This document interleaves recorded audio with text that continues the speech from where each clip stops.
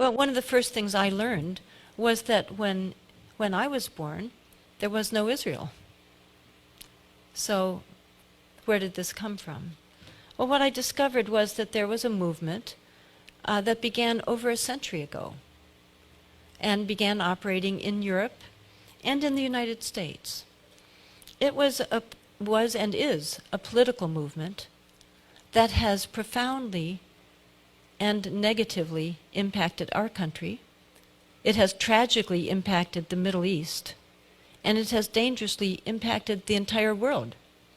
And yet most of us, I think, have never heard of it and could certainly not define it. It's political Zionism. This was a movement to create a Jewish state in Palestine. It began in the late 1800s. Well, let us look at Palestine in the late 1800s. It was what we largely think of now as a somewhat multicultural land, in that it was about 80% Muslim, about 15% Christian, and about 5% Jewish, all living together quite successfully. There are mosques, synagogues, churches throughout Palestine, throughout the Middle East, and throughout North Africa. These populations had been living without conflict for centuries. But this movement was created largely in Israel, largely in Europe, and then taken up at the same time in the US, to create a Jewish state on land that was already inhabited, in which 95% were not Jewish.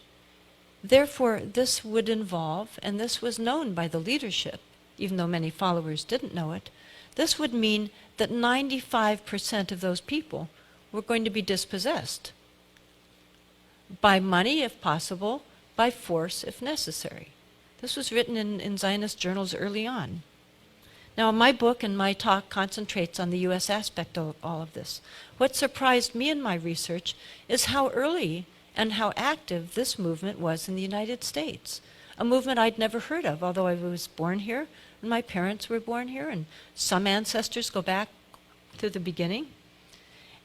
It turns out that this was a very significant movement long before my parents were born. And then by 1910, there were already 20,000 Zionists in the U.S. They included lawyers, professors, and businessmen. It was already in 1910 a movement to which congressmen listened. Then in 1912, we had a very significant development. A prominent lawyer named Louis Brandeis became a Zionist.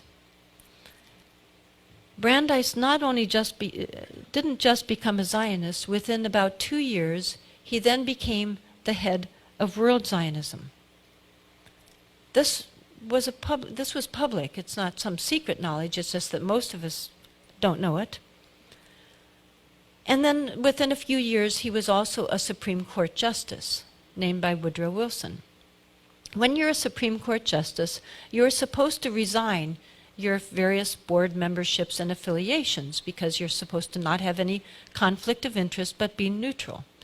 So he did resign his leadership of World Zionism, but in reality he continued it. He would receive reports in his Supreme Court chambers by his loyal lieutenants, and then he would give them directives to go out and to follow in Work for Zionism. And this is mentioned in a number of very reliable books. If you get my book, you'll see that my book is over half footnotes. It's all cited. By the way, one of his loyal lieutenants also went on to become a very prominent Supreme Court justice, Felix Frankfurter. So I'd read that. That to me was shocking right there.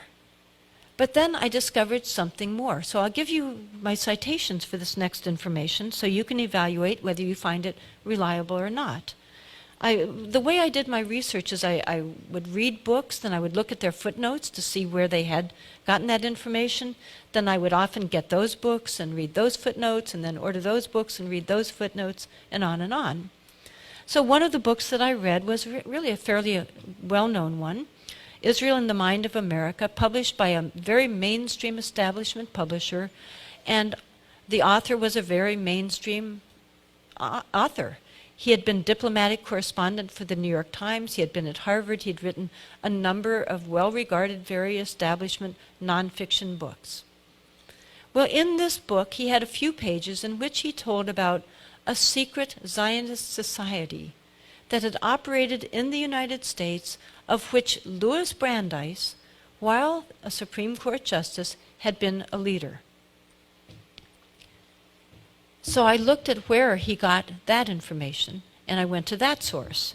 It turned out to be from a scholarly journal called the American Jewish Historical Quarterly, a very respected journal. So then I looked at the author. Well, is this a reliable author? Who wrote this very, to me, explosive information? And turned out to be a well-regarded Israeli historian at a mainstream Israeli university. She had written an article in 1975 called The Parashim, a secret episode in American Zionist history. And she told about what this was, an elitist secret society. The word meant Pharisees and separate. They would go around the country and influence people to push this Zionist agenda. By the way, at this time, the Jewish population were not Zionists at all. The large majority were not Zionists. Many were opposed to Zionism. This was a very, very fringe element to a certain regard. Then in this secret society, they even had a secret induction ceremony, so that when somebody joined this society, and their membership included professors and Harvard, recent Harvard graduates, and doctors, significant people around the country were sometimes members. And in this initiation ceremony, they were told by the inductor, and they swore to this, "Until our purpose shall be accomplished, you will be the fellow of a brotherhood whose bond you will regard as greater than any other in your life, dearer than that of family, of school, of nation." As early as November 1915, a leader of the Parashim went around suggesting that the British might gain some benefit from a formal declaration in support of a Jewish national homeland in Palestine. Those of you who have heard of the Balfour Declaration that came in 1917 might find this relevant. I'll get into that a little bit more. Let's remember what was going on during this time period now in the world, especially that involved Britain. Well, of course, in 1914 began what was called at that time the Great War of massive carnage. British forces in the first day of the Battle of the Somme lost, according to historians, somewhere around 50,000 to 60,000 men in one day of a battle that went on and on and on. The British and the German, both sides of course, wanted the U.S. to come in on their side to join this carnage. But the American population were that bad thing, they were isolationists. They didn't want to go kill and be killed in a foreign, pointless war. In fact, Woodrow Wilson was elected with the slogan, "He kept us out of the war." But of course, as you know, with hindsight, no, he didn't. Well, what happened is that the Zionists leaders, some of them in Britain, a man named Chaim Weizmann, who is quite well known, went to the British government and said, well, we can help you win this war. Now, why would they want to do that? Because the war wasn't just against Germany, it was against the Ottoman Empire. The Ottoman Empire held Palestine. Palestine was under the Ottoman Empire. So by defeating them, the British would come into control of Palestine. So the Zionists went to the British and said, we can help you get the United States into the war. Our Zionist colleagues in the United States, for example, they said in writing, Louis Brandeis, who is close to President Wilson, can help to do that. In exchange for that, the British did issue a declaration that was quite significant, mild as it may sound. It was really considered a gentleman's agreement. This is written about in a number of books. Just most of us don't know this about our own history. So the Balfour Declaration was basically a promise that the British would help to facilitate the Zionist objective of creating a Jewish state in Palestine. After the British, of course, did win, then at the Paris peace talks, the Zionists pushed this wording into the mandate in which Britain took charge of. Then jumping ahead to some of the American aspects again, then we find during the 30s and the 40s, in Palestine itself, there were the violence increased. Naturally, as soon, when there was colonization beginning around the turn of the century to a land with the intention of pushing out the land, the indigenous population at some point is going to wake up, and there will be violence. That has happened in the early 20s, and again in 1929. There was violence between the two populations. Then as now, the large number of those killed were the Palestinians. So as the violence increased, there were some terrorist organizations created in Palestine by the Zionists. One of them led by in fact, two of them led by future Israeli prime ministers. And those terrorist organizations in Palestine, the Irgun and the Stern Gang, it turns out had front groups in the United States with duplicitous names. And they were funneling massive amounts of money and weaponry to these terror groups in Palestine. They put on major pageants where Supreme Court justices attended and thousands of people attended. They were very prominent.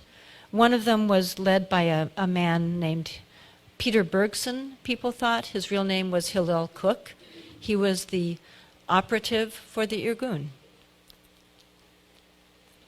I looked into one of the leaders a bit more, just because I needed to find out his first name. When you're writing a book, you can't just write someone's last name, you need to know their first name. And I had heard about another leader of one of these types of front groups connected to killing in Palestine. And his name was Rabbi Korf, but I didn't know the first name. None of the books that I had a few paragraphs of them, but none of them gave his first name. So I looked into it on the internet, tried to do various searches, and eventually I came up with a UN report that gave his first name, Baruch Korf, and told a little bit about a plot he was part of. Using those search terms, I then could put in more information into my search bar, and suddenly all these PDFs of American newspapers popped up, all of these returns. It turned out that Rabbi Baruch Korf was part of a cell in Paris that was planning to fly an airplane and bomb Britain after the war. Britain that had just defeated Hitler. But they were so angry at the British because the British were not allowing a large enough Jewish immigration into Palestine. So they were going to kill the British.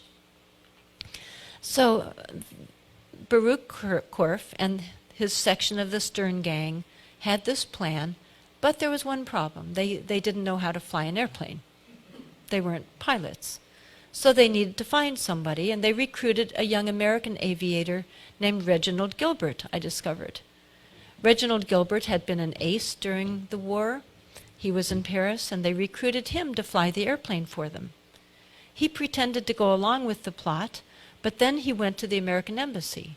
And the American embassy informed the Paris police and Scotland Yard. So for a week, he pretended to go along with this cell.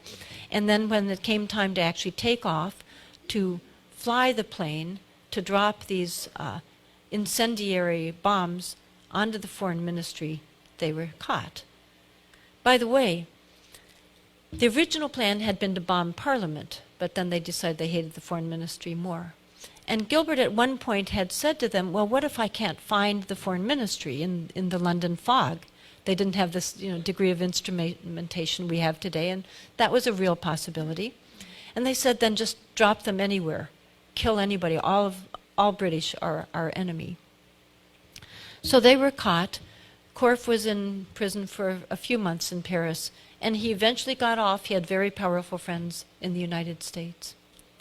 But I was curious about him. I looked into him some more. This was so astounding to me. And none of these, dozens and dozens of books I have, none of them had this story in there at all. And so in looking at him, I discovered that later in life, he was a friend of Richard Nixon. In fact, it was reported that he had helped to influence Nixon's policies on the Middle East. In fact, Nixon, sort of in a fond way, called him my rabbi. Now, the precursor to today's very powerful Israel lobby was a group called the American Zionist Emergency Council, AZEC. This was formed in around 1940, and by 1943 had a budget of $500,000 at a time when a nickel bought a loaf of bread. Within a few years, they had maneuvered their way into access to an even far larger sum, in which they had access to $14 million in 1941 and $150 million by 1948. That's the equivalent in today's dollars of $1 trillion to use to manipulate the United States. So they targeted, with that money, every sector of U.S. society. This isn't ancient history. They had annual reports, they had directives, all of this was written down on paper. They targeted congressmen, Christian clergy, editors, professors, business and labor, Jewish war veterans. They published books all over. They had 400 local committees. There were massive campaigns throughout the country. They also worked especially to manufacture Christian support. They secretly funded sort of Christian groups that would push the same Zionist ideology. They funded books that became huge bestsellers. It was an enormously successful campaign throughout the country.